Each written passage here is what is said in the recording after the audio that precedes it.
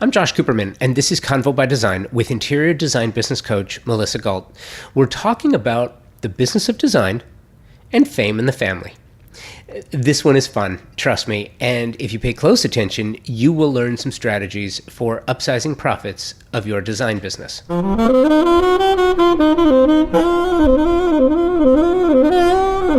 Seriously, Melissa Galt claims that her superpower is calling you on your BS. Seriously, and she'll do it. The fame in her family, as you'll hear, gives her a unique perspective on the designers who must deal with big personalities. You're going to love this conversation. You're going to learn a lot, and you're going to laugh a lot too. And we'll be right back with design business coach Melissa Galt right after this. For well over a year now, you have been hearing incredible conversations, interviews, and panels with amazing creative talent as part of our Wellness and Design Thought Leadership series presented by Thermosol. It has been and continues to be an absolute joy working with the entire team at Thermosol from the top down. This multi-generational family business has been producing the gold standard in steam generators, saunas, steam showers, and steam shower accessories for decades. Thermosol is the original steam shower with technology that is state-of-the-art, made and manufactured in the United States. The company's history with steam showers started by David Altman in 1958. Murray Altman acquired Thermosol's steam bath division in 1989, and the company is now led by Mitch Altman from their world-class production facility in Round Rock, Texas.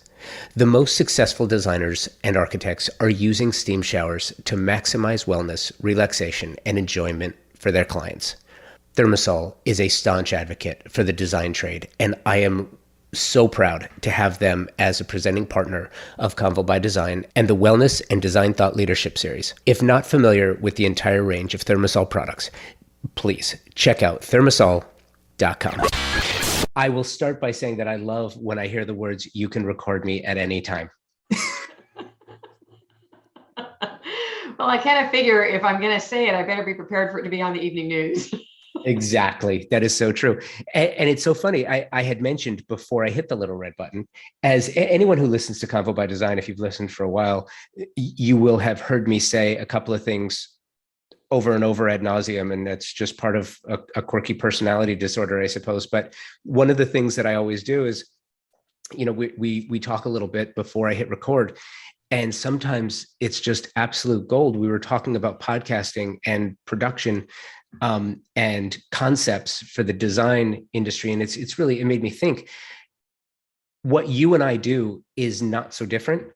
It's very different in the way that we do it, and with that, I kind of want to lead into your story a little bit. Tell me the origin story, because I think those who are not familiar with you, Melissa, will find your story absolutely fascinating and wonderful, the same way that I do. Well, there's multiple origin stories, so we'll pick one. I was very firmly entrenched on my mother's path for me. Before I entered the world of interior design. I had wanted to be a costume designer, following in the footsteps of my godmother, Edith Head, and I got into prep for that. But I felt that I got in based on her recommendation, not on my own merit, and I wasn't comfortable with that. So I turned that back and went to, I attended boarding school, and boarding school is supposed to prepare you for college. And my goal was to do boarding school and skip college completely and just go straight into the working world. Well, I did that. The problem was back then, straight into the working world meant retail and selling shoes at Ed Mitchell's department store in Westport, Connecticut. Well, 2 weeks into that little adventure, I got home in the afternoon and I looked at my mother and I said, "I want to go to college." And mother just about broke into song and dance at that point. And my idea was University of California, Santa Barbara, University of Colorado, Denver. And mother said, "Cornell." And I'm like, "What? I don't have the GPA. I don't have the this. I don't have the that." But my mother was very persistent, AKA pushy. So I applied to get her off my back with the full expectation I would not get in. And my plan backfired. I got in. And I understood the value of that education. So I continued on that path. She chose hotel and restaurant management for me because she knew one of my issues was it had to be specific. I didn't want liberal arts. It was too vague. I wasn't a party girl. I was very driven. I was very ambitious, and I was very academic. So I did the 4 years at Cornell, dove into the field, and within 12 months, Mom died. And it took me 5 long years of moving cities, states, and companies every 8 months, climbing the ladder of purchasing. So I have one of my superpowers is procurement, but climbing that ladder. And then I had that epiphany one day. The lesson in Mom's passing is do what you love and the money will follow. So I stopped and I said, okay, I had started out in Birmingham, Alabama. And I thought, wait, Birmingham is super cheap. I can do Birmingham for 6 months, full-time in school, and still carry myself without a full-time job. So that's what I did. And then fast forward 2 years later, I jumped to Atlanta.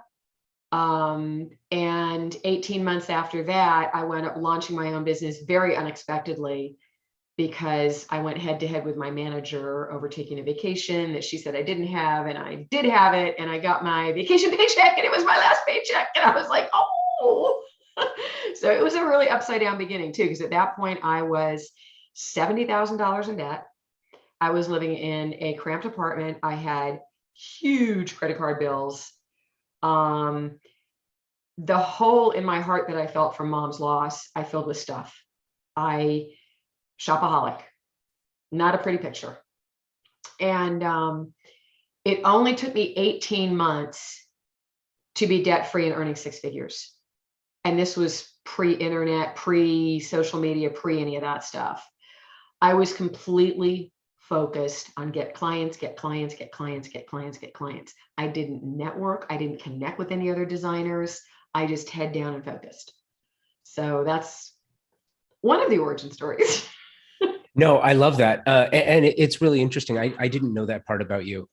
You and I have a very similar backstory. You know, my father died when I was right out of high school, off on my own, moved around same way you did, a lot of places. I got married early. So I got married early, didn't get in debt.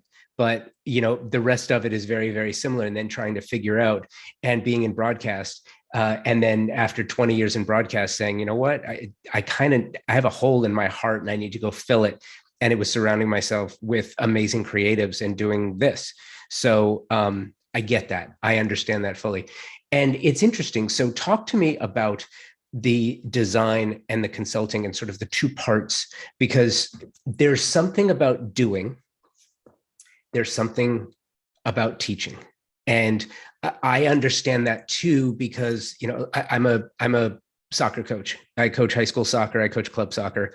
There is something about teaching others a skill and then watching them go do it, which is probably, it has to be one of the most gratifying things in life.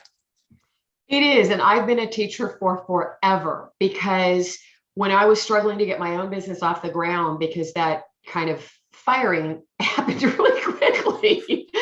The first thing I did was I went to Emory University, I went to Sproul Arts Center, and I went to Oglethorpe University, all in Atlanta, and said, I'd like to teach professionals about design. And I already had a stint at University of Alabama in Birmingham where I'd done the very same thing. So I had a letter of recommendation. All 3 of them said yes to me. And that got me started while I was doing catering, kitchen, you know, nights and weekends. I was doing the teaching the other nights. And that was how I landed my first clients, was through teaching, because they realized after having me for 6 weeks, they were like, well, I really like Melissa. I can't do this design stuff. I don't have the time. I'm going to pay her. And so I found that was a really brilliant avenue for marketing. It also got my name very widely out there. And it wasn't until 5 years into my business that I really had that kind of push shove moment where it was the 7th day of my work week. It was a Sunday, and I stomped down to my office because I was like, I can't believe I have to work again today. And I'm the one who created all of it. So it wasn't anybody else's fault. and I swept up all 40 of my client folders. And it was myself and one intern and a part-time assistant at that point. And I swept up all 40 and I laid them out on the table and I started staring at them, trying to figure out how I was going to fix my problem in my business. And I had the epiphany about my ideal client. And that was a game changer for me. But when I did that, it suddenly gave me back time so that I could start networking. And it was when I started networking with fellow designers and we started talking numbers, and I was like, how come my results are 5 times higher than theirs? And I knew it wasn't my talent. I knew it wasn't. I knew there were other designers far more talented than I was, far more original than I was, but they didn't have the systems. They didn't have marketing engines in their business. They were very scattered. They were very unfocused. And I was like, oh, well, I can help you with that. Well, I can help you with that. And coaching wasn't a thing back then. So this was just sort of me being friendly and nice and helping. And then eventually today it's 98% of my business, 2% design still. And if that 2% disappears, I'm fine, because I don't miss all the moving parts and pieces. I know them really, really well. So hold the phone here, because this is something that I kind of want to drill down on a little bit. 2 parts to that. The design part of it. I'm in Tulsa, Oklahoma, working on a design house project, and we've been specifying product based on designer submissions since last August. I'm hoping that the delivery notification that I got is actually accurate, that I'll get it later this month, August, April, May. It's absolutely ridiculous. So I get the part where 2% of your business is the design part. And if the design part goes away, 90% of the headaches probably go away with it. Yeah. The other thing that I wanted to ask you about is, you talked about a marketing engine. So I talked to a lot of designers, and it just stuns me. Prior to the pandemic, there was a certain lack of attention and focus that many, if not most, designers take with their business, because I'm a designer, I have to design, I'm too busy to do the other things. The other things are what make the business run smoother. Mm-hmm. That was before the pandemic. After the pandemic and where we are today, if you don't have an organizational system in your business, you are constantly underwater. You are constantly underwater. How has that affected your teaching, your consulting? How has that affected that side of the business? Well, my business is way up, obviously, with designers being, first of all, very flush with a lot of cash flow right now, and also being stretched thin and running super hard. And one of the big pieces I do is help with team building.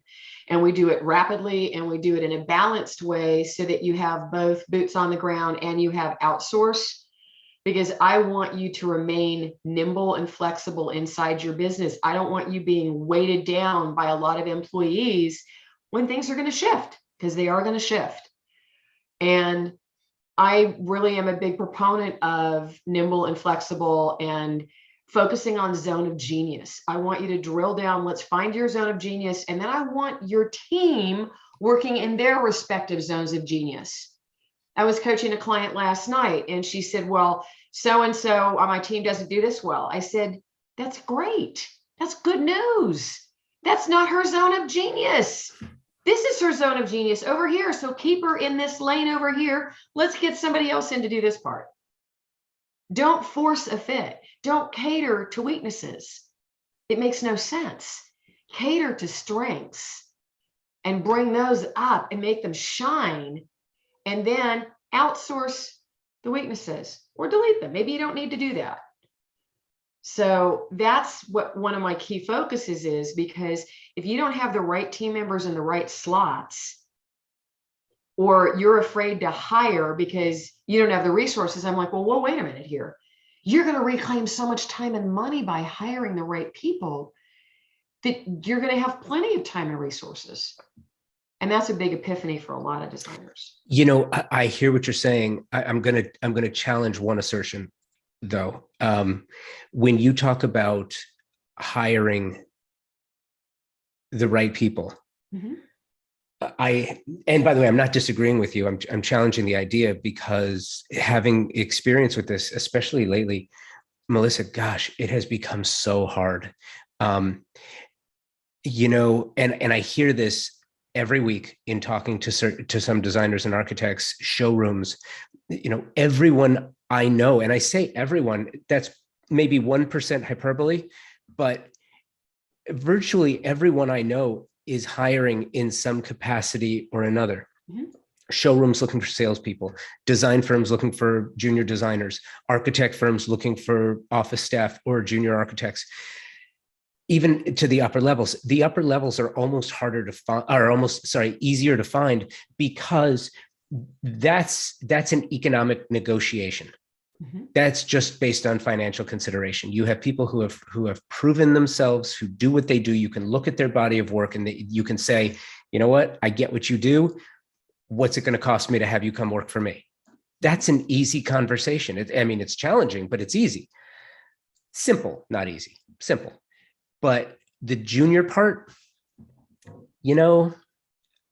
millennials, Gen Z, I'm not gonna bash anybody, but I will tell you that there is a fundamental disconnect, mm-hmm. generational disconnect right now when it comes to workload, the job satisfaction, the concept between me and we, and finding the right people, because has always been the case, there is the interview conversation and there is the real conversation once you get hired. And those two often don't mix and match. How do you consult with your clients on how to find that right person? And you talk about zone of genius, and I get it, but when the rubber meets the road, they actually have to perform. And sometimes there's a fundamental difference in that execution versus the interview and conversation. There absolutely can be. It's not an easy process right now by a long shot. I've had clients who had somebody climb on board, and within 2 weeks, that person comes to them and says, gee, I don't think this is for me. I'm out of here. Whoa, it's a challenge. It's not going to be easy right now. There's no way. But it doesn't mean you don't do it. It doesn't mean you don't embark on the process and you don't try new ways to explore the fit. Because there is a place where you have to explore the fit. I don't believe in trials and probationary periods that make somebody sound like they're a criminal. I do believe in an explore the fit period. And sometimes that explore the fit could be a week. Sometimes it's 30 days. Sometimes it's 90 days.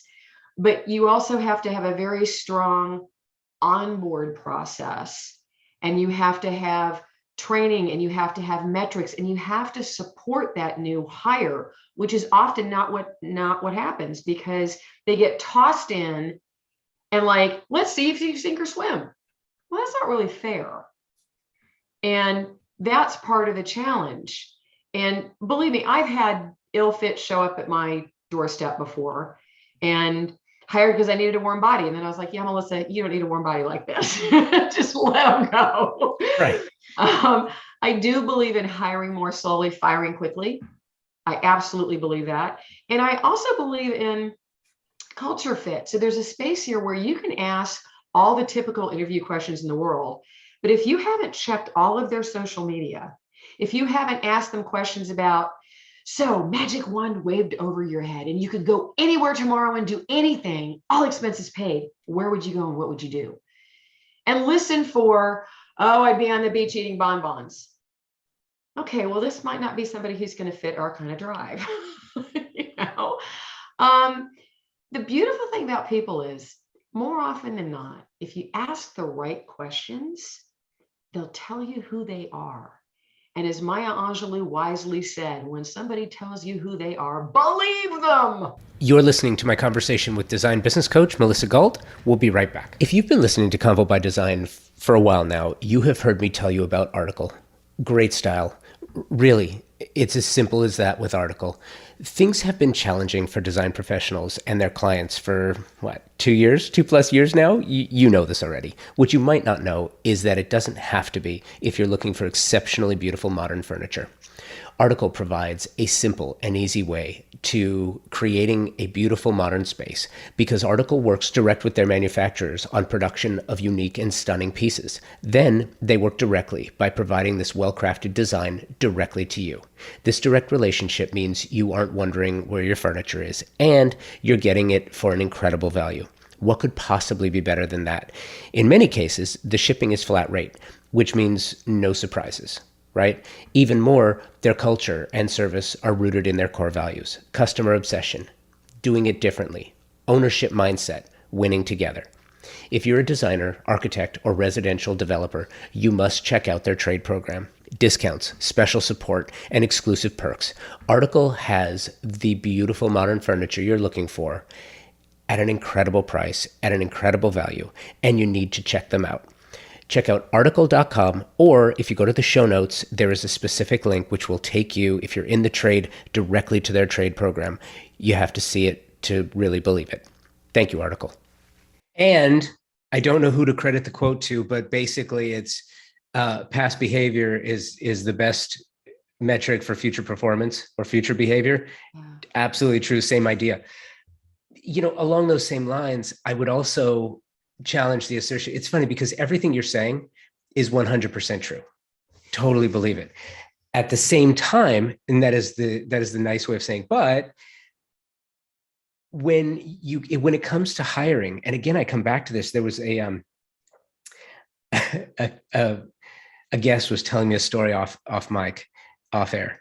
And the story was basically, and not giving too much away, but millennial doing the work with a team was not trained, the expectation is you ask the question, hey, how flexible are you? How nimble are you? How creative are you? We have a situation basically saying, I'm going to hire you, but you need to understand that our organization has virtually no structure. We're only loosely an organization. We're really a composition of people who are putting out fires all day because that's how the business is structured. And then they say, I can do that. I'm up for the challenge. And then when they come in, the word was off-putting. They were off-put by being asked to do something that was actually within the scope of work, but they perceived it to be below them. This is a millennial, new hire, new to the job force, like not even really, came from retail, this was a first experience. And to say, well, I was put off by being asked to do this. It's like, okay, that's great. I'm sorry that you were put off by doing that, but that is your job. And I think what that goes to is we talk about we are a creative industry, and in our creative industry, there isn't a lot of structure. We're not IBM. IBM notoriously had that training program, right? Which was just amazing. But that's not Goldman Sachs, same thing. But these guys also work 80, 100 hours a week, and they know what they're in for because they're trained to do that. How do you advise creatives to take the time that they don't have readily available and allocate that time to structuring their business in a way that is so successful for everyone involved? Okay, so one of the things I love to advocate and show them how to do is you bring that hire on board and you let that hire document the processes that they're learning and start to build that standard operating procedures manual that you need to have as a living, breathing document inside your business. You don't have time to document it, but that hire does. And one of the things you need to make sure they have are really great communication skills. And you need to be willing to look at the documentation they're creating on a weekly basis to make sure they're on track, they're doing it well, they're doing it to your standard, and you need to give them guidelines on it. But they start to build that. And each person you have on your team should be creating their own standard operating procedures chapter in your massive manual based on their experience that you check on. You go in and you look and you say, oh, gee, you know what? I think we can be more efficient in that. Let's do this instead. Or maybe your team member is going to come to you and say, we've always done it this way. I've got a better way I'd like to try. May I try it? Absolutely, you can try it. Let's make sure we put that in there. Does that, you know what? make sense? Do you know what? Not only does that make sense, but as you were explaining that, absolute genius, by the way, absolute genius. And while you were explaining that, I was thinking, I did a panel, years ago, live event when we were still doing live events, um, at the West Edge Design Fair. I had Genevieve Trousdale, Mhm. and I had her on a panel with Michael Berman and Timothy Corrigan, because Genevieve, I had, prior to that year, I was at LCDQ Legends, and I spoke with Bunny Williams, who was telling me this story about when she was interning for Parrish Hadley. And I just started thinking about this and the idea of interning and working for others. And something you just said totally brought that memory back to the front on this panel. That's what Genevieve was saying. She went to work for Michael Berman and had this one experience, and then went to work for Timothy and had this totally different experience with Tim. And during the process, she crafted this Bible, basically, that both of them apparently still use to this day. And Yeah. yeah, no, you're 100% absolutely true. It's a super powerful way to do it Yeah. without having to do it yourself, because no principal ever has the time to sit down and download all the processes, but other people are already doing them. So you task those people with creating those pieces. And I remember one summer during college, I went and worked at the Colony Square in Atlanta in the HR department. And I was tasked with creating the employee handbook. So if I could do that in a summer, you can task the people in your business to do what they're doing every day, but to show it in a written format or a graphic format for that matter, and then have maybe an outsource pull the whole thing together and make sure it's cohesive and looks good. And you could even hire an HR consultant to run through it if you wanted to. But yeah, it's so valuable when you take the So time to do it. yeah, so let's one of the reasons, the main reason I wanted to have you on the show is because, like I said, I'm a fan, and I love what you do, and I think it's important. It's not for everybody in the trade, but within our design community, there are people that could absolutely benefit from your consulting and what you do. How do you how do you decide if a new client is right for you? And what types of designers do you work with best? Oh, it's a loaded question. I have a couple of different programs, so it kind of depends on the program. If it's my private coaching, a lot of who I'm working with right now, I have it split between those who have teams of 4, 6, 10, and those who have a team of 1 or 2. But their burning desire is to make significant transformative change within their business. Often it's a major rate shift they want to make. They want to move from hourly to flat fees. It's also building the team. Often I'm stepping in at a place where they need more team. They need to delegate more off their plate. They are stretched thin, running hard. They're sacrificing their life to the hungry jaws of their business. And they know that I have the ability to show them how to recreate that in a way they can be home at 5 every day, dinner with family, and they can have their weekends off. So I believe that a successful business is one that informs and inspires, fuels and feeds, and serves and supports the whole of your life. It doesn't swallow you whole. And I don't really care how much money you're making. You could make all the money in the world. If you don't have time for your life, you're not a success. So Yeah. that's sort of my litmus test. But you have to be really committed, and I have to be able to see that you'll do the work. So one of my preliminaries after I've had a discovery with you is I'll say, I'd like to see a vision board. I don't care if it's digital, I don't care if it's physical, but I want you to share a vision board of where do you want to be in 12 months. And once that's produced and back to me, and what I also gauge on is how fast did they get that back to me? I work with rapid action takers. So I don't want the same things on our list of focus week after week after week. We meet every other week anyway. I do have some clients, they have access to me between times, and I have some that really avail themselves of that, which is awesome. I have others that don't. But just having me every other week is enough for them to really make a lot of strides forward. I also get very involved in the team. Client I talked to yesterday, we talked about her 2 in team, and I said, would you like me to have a conversation with each one? I'd already met them. And she said, yeah, I would really appreciate that. All right, let me see what I can do. We'll flesh out their job descriptions, flesh out their zones of genius, and get them back to where they're doing their highest and best good. And then we'll know who we need to hire. But I get very involved. It's almost like having a ghost team member on board. And I really, really enjoy that. And then I also have my Go Beyond Intensive program that's coming up in May, and then it's coming up in November. And that's just for 12 talented interior designers ready to make a significant change. We have 4 full days together. And then they have the option of a group coaching program that follows that for 90 days. And then I'm working on another program that'll be launching that's a 6-month soup to nuts.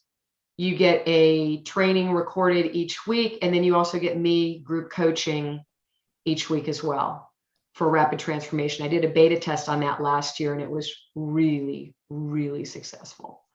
So I love what I do. Yeah, that is awesome. That's very cool. And by the way, if you're interested in any of those programs, go back and check the show notes for the podcast, and you will find a way to connect with Melissa, and you can go from there. You'll get all the information you need. Melissa, wanted to shift gears for just a second, because you have the benefit of, I mentioned to you before we were talking earlier about how my background, was in broadcast and NASCAR, and I worked with other sports as well. And one of the things that I always thought was so cool was when these guys like Dale Earnhardt Jr. comes into the sport of his incredibly famous father, and it's like, well, how did he get to be so good? So, well, he learned at the foot of the master, and so it was just kind of indelibly, marked on his person, on every element of his being, like, this is what being a race car driver means, and this is how you do it. So you come from a very rich heritage and lineage in the creative arts, architecture and creativity. And I wanted you to talk about that a little bit. And I wanted to know specifically, if so, and how you think that might have aided you in your path. Okay, well, I'll just get the names out there right now. Frank Lloyd Wright's my great granddad, and my mother is the late actress Ann Baxter, known best for 10 Commandments and All About Eve. My godmother's Edith Head. She's not related by blood, but I like to joke that I'm related to lots of famous dead people. So I have a very strong sense of irreverence around it. I honestly, what will really surprise you, I think, is that I did not know that great-grandfather was significant until I was 30 years old in design school, and he was popping up in my textbooks. And I'm like,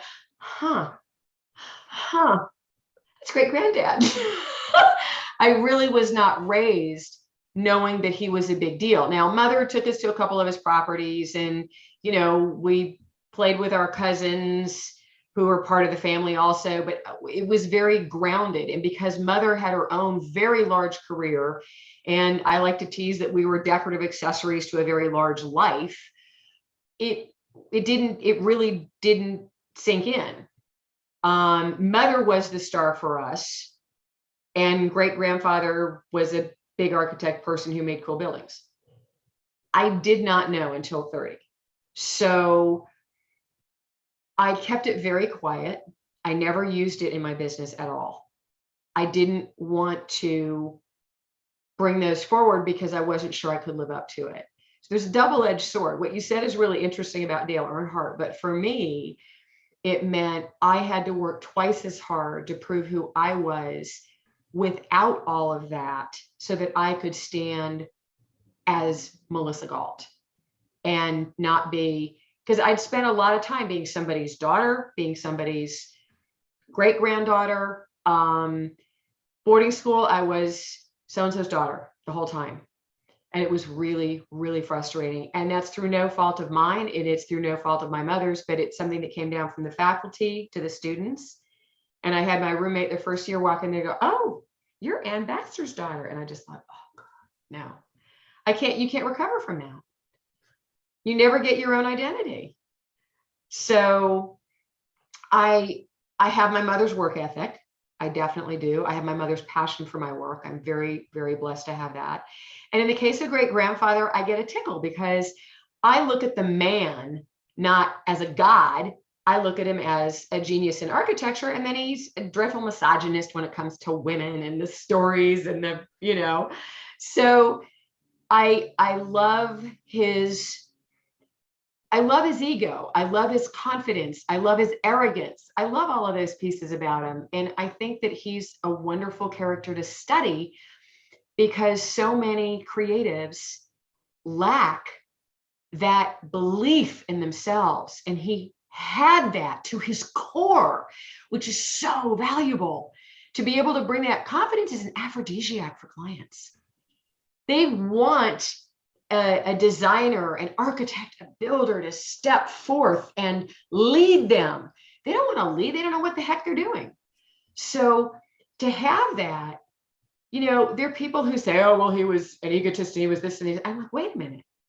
Let's look at what he did. Let's look at the people he led. Look at the difference he made. He did that because of his unshakable belief in himself and his ability to show people, and this is what I feel designers and architects do for a living, is we show people what they didn't know was possible, and now they can't live without it. That's our job. That's our job. And so many designers today have abdicated that responsibility. Yeah, you're so right. It's so interesting. So a couple of years ago, and by the way, the irreverence, I think, is one of the superpowers that maybe you got gifted to you through genes and inheritance. A couple of years ago, I constructed a panel. It was basically a case study in the abstract, a world without Frank Lloyd Wright. So I kind of got this idea. Do you remember, what was that movie? It was Yesterday. Was it called Yesterday? It was a movie about this one guy who was the only guy in the world who remembered the songs of the Beatles. And so he basically was a singer-songwriter, and he went and started singing the songs, and he just became huge with the songs of the Beatles. So I got this idea, and the thought was, let's bring together architects and historians to talk about what the world of architecture would actually look like without Frank Lloyd Wright. And it was a fascinating conversation. I will send you a link to the episode because I think you'll enjoy it. And I was listening to some of the things in preparation for our conversation. And while I was listening in the car, I'm in Tulsa, I mentioned, doing a design house project, and I was driving around, and less than a mile from where we are in Tulsa, I turned a corner on a street called Birmingham.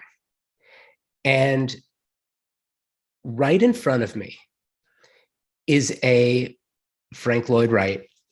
And I looked it up, and apparently there is just this really weird, wacky backstory about a food processor heiress who owns the property, who lives in Austin, who basically just walked out of the house like 20 years ago, locked the door, and hasn't been back since. Oh my gosh. And you know as well as I do that Frank Lloyd Wright properties don't do well. No, they have to be maintained actively. And apparently so many people have tried to buy this thing, but she won't sell it. Melissa, she won't sell it, but it's on a corner. It's not gated or fenced. When I drive by again, I'll take a picture and send it to you. It is the craziest thing, and I believe it's the only one that's in town. But there's also a lot of Bruce Goff, and Bruce Goff was widely lauded by your great grandfather as being one of the greatest American architects. It's a very cool city here in Tulsa, Art Deco, that sort of thing. But I was thinking about that, and something you said kind of triggered that for me a little bit. This idea that the aphrodisiac behind engaging designers to sort of find their own superpower within, I don't feel like a lot of creatives today think about their work in those terms, like what's missing. Instead, they're looking at what's already out there and how to recreate it and perhaps do it in a different way. And it's not so much about doing what somebody else does better. It's about doing what you do in a creative and unique way, and making people realize that they can't live their lives without it. That's the key, is showing that piece of you that they can't live without, and having that belief that they can't live without it. And the belief is everything. And it's very, very rare. And it's something great grandfather had in spades. And it's really what empowered and enabled him to achieve what he did achieve. That even when he hit those dry spells, and he had 20-year dry spells, he still just kept going. He had this beacon, this light within him that he held out here that just drove him forward. My mother had the same thing. Do you think that was nature or nurture? I'm pretty well, in his case, it could have been nurture. In my mother's case, it would have been nature. Okay. My grandmother, who was Wright's daughter, was wonderfully creative, wonderfully gifted, but one of the most unhappy women you'd ever meet. And in listening recently to her brother John's tale about his father, he talks about his sister Catherine. And it was so enlightening for me, because I was like, oh, she was always like that. Brilliant. So I think she took a big hit emotionally when her dad ran off with the neighbor's wife and kids and all that. I don't think she ever really recovered from that. She was very bitter. Her husband was a delight. Papa was phenomenal, and mother was a daddy's girl. But her mother, my grandmother, just really knew how to beat somebody down on a consistent basis. She did it with my mother. She did it with us. She was just not pleasant to be around. So I think in my mother's case, it was nature. But in great grandfather's, it could have been nurture, because of all the stories we hear about his mother and the foible blocks and all of that whatnot. So maybe it's both. Yeah. Well, and what's interesting is I think it's one of those things that goes back to you and what you do, because, I feel strongly there is something about an amazing creative and seeing the work that they do.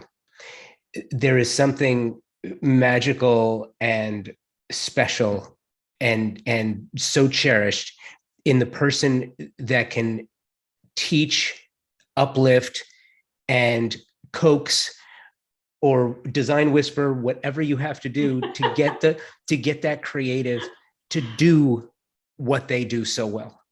There's a certain value in that. And right now, I think we're in a very interesting time. You talk about the dry spells.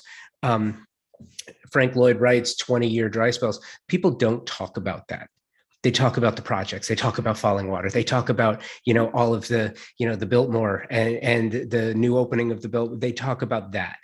And I guess rightly so. But right now, there's a lot of people who are in the midst of one of those dry spells as we come out of a very difficult time. Not at all dissimilar to how challenging it was after the recession in 0809.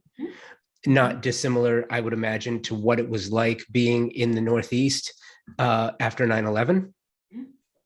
I wasn't really there for it because I was a teenager, but I imagine coming out of the 70s and the inflation era had to be incredibly traumatic. Coming out of World War II had to be incredibly traumatic. These are not new concepts. We've had a pandemic before. It was just 100 years ago, and none of us were there for it. I think it's important for people to realize these are not new concepts. Trouble, strife, and hard times are not new. As a matter of fact, they're probably the one thing you can count on. It's not if you're going to experience it, because you are. It's how you endeavor to get through it. And I feel like that's kind of where you come from with what you teach your clients. It is, because I look at things as the way you just said that. I go, it's how you thrive through challenging times. Because I don't believe in survival. Survival is boring. Survival is, to me, a waste of time. I'm all about thriving. So I look at it also in how can you respond, not react. Because when you're reactionary, everything around you controls you. When you put yourself in a space of responding, that's a place of responsibility because you respond with ability. And too many creatives, in my experience, are very reactionary and not as responsible as they could be. And they allow what's happening outside of them to determine how they will be internally. And I prefer to take my interior experience and make that my exterior world. And that's what great grandfather did. And he did it brilliantly. No matter what was going on out here, he was rock solid in himself and in his unshakable beliefs and in his drive and his desire and his creativity. And he could create at any given moment, regardless of what was happening out here, which is also why he thrived when he had someone else running those parts and pieces outside of himself. Even if he did put his works of art out in the rain. Yes. So listen, and here's the disclaimer for the conversation that we're having now. And I think it's important because if you're new to Convo by Design, there's a couple of things you should probably understand. Nobody that is on the show comes on because they paid to be on the show. The people that I talk to because I truly value what it is that they do. And I love them. We do have partners, and all of our partners that you hear me talk about, those are vetted as well. But I think it's important to note that, Melissa, you're on the show because I am a true fan. I love what you do. I think you provide one of those services that is not readily available to most of the creatives that we work with. And I think it's really important service. And I think it's of tremendous value. So that's the main reason why I wanted to have you on today. So I'm appreciative that you came on. I love what you do. And I appreciate your work. Well, thank you. You really enjoyed the conversation and love what you're doing for our industry, because you are facilitating the conversations, the introductions, and the connections that we all so badly want. Thanks, Melissa. Thanks for the time. This is great. Thank you so much. We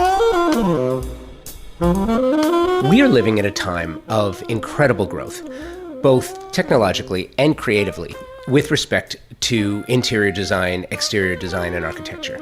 There is no question. There are companies thinking differently about the business of design and how to make products super serve those for whom they're being made. One of those companies, and one of my favorites, is Moya Living. Designer and fabricators of some of the most stunningly beautiful, incredibly durable, and highly functional kitchen, bath, and outdoor kitchen cabinetry on the market today. Powder-coated steel with stunning lines, vibrant colors to fit any design style or aesthetic. A history of designing cabinetry for the scientific community, so you know it's been tested in some of the truly the most harsh conditions available. Moya O'Neill is the CEO and founder of Moya Living. She's the inspiration behind the design.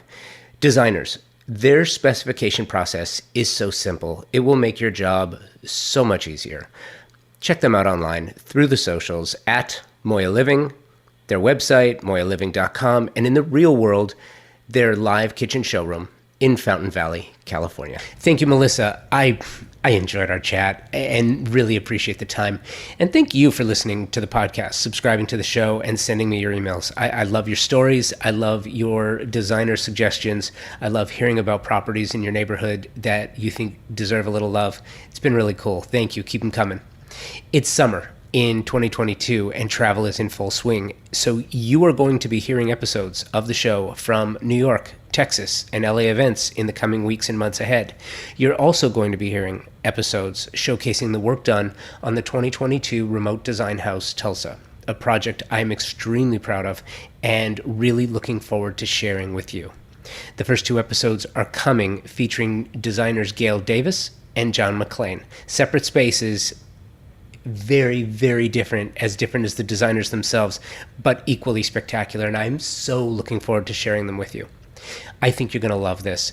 Thanks again for taking part of your busy day to spend with me and some of the most wonderful designers in the world. Until next week, be well and take today first.